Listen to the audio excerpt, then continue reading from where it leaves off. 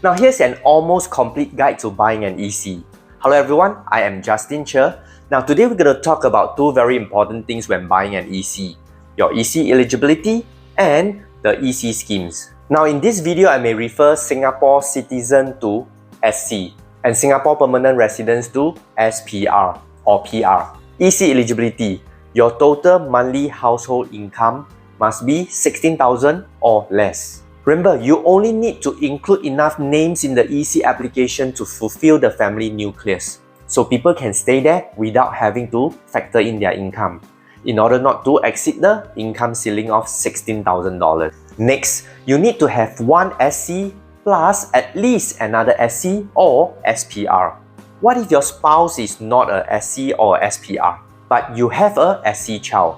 Then you are considered eligible too. The applicant's age must be 21 years old and above, except for the joint single scheme, where all the applicants must be at least 35 years of age. Now, first or second timer, if you have bought zero subsidized housing before, you are considered a first timer. If you have bought once a subsidized housing, then when you buy your next subsidized housing, then you are considered a second timer. So what is a subsidized housing? A new flat bought directly from HDB. Example, a new BTO, sales of balance flat, a new DBSS is a subsidized housing. Now, if you have bought a new EC, that is also considered a subsidized housing because it is usually 15 to 30% cheaper than a private condo. What if you have bought a resale HDB and taken a CPF housing grant? Then that is considered as a subsidized housing as well. Now, what if you own a private property or an EC? Then you must have already sold it for 30 or more months before you can apply for a new EC. Before we go on, if you have not liked and subscribed to my channel, please do so now so you won't miss out on any new videos. Alright, let's carry on. Now that we have gotten that out of the way, let's talk about the 4 EC schemes available and which one applies to you. Number 1, public scheme. When you buy with spouse or parents, or when you buy with your children under your custody, if divorced or widowed. Next, fiancé-fiancée scheme. This is when you buy with your spouse-to-be. Under the fiancé-fiancée scheme, you only need to produce your marriage cert within 3 months upon collecting your keys. Joint single scheme.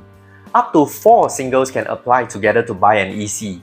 Singles can be anyone such as your siblings, relatives, or even your friends. For joint single schemes, everyone has to be at least 35 years old and are Singapore citizen. Singles can be unmarried, divorced, or widowed. No CPF housing grant if buying under this scheme. Next, orphan scheme.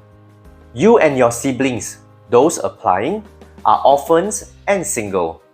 That is unmarried, divorced, or widowed. All of the siblings that are single must be listed in the same application.